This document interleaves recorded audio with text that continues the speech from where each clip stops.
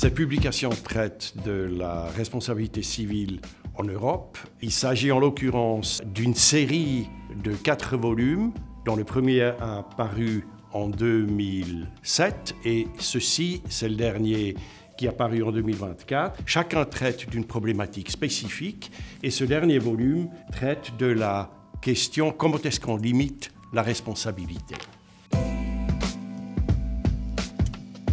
Alors, il y a un questionnaire qui a été établi et qui posait 9 questions.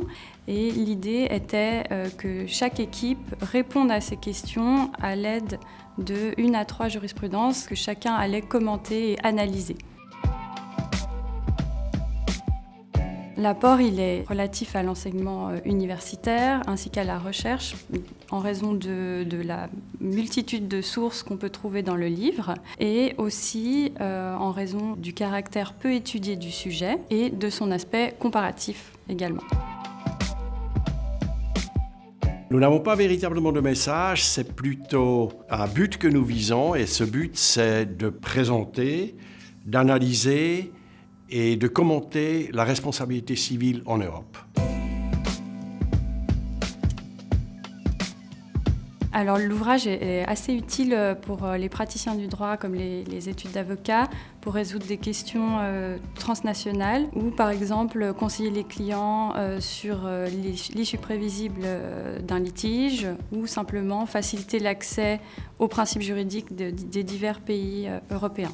Et puis on a eu un écho très positif récemment où on a vu que l'ouvrage a été utilisé dans le contexte d'une procédure en Australie où l'avocat avait utilisé l'ouvrage pour créer sa plaidoirie et la Cour elle-même a repris l'ouvrage pour élaborer sa décision.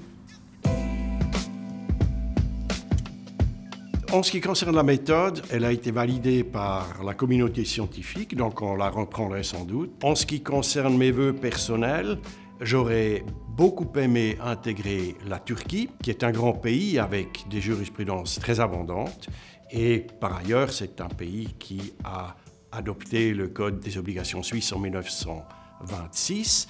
Et alors, si je devais parler des rêves les plus fous, moi j'aurais bien aimé trouver une méthode de présenter la responsabilité civile de telle sorte qu'on puisse même l'enseigner aux enfants.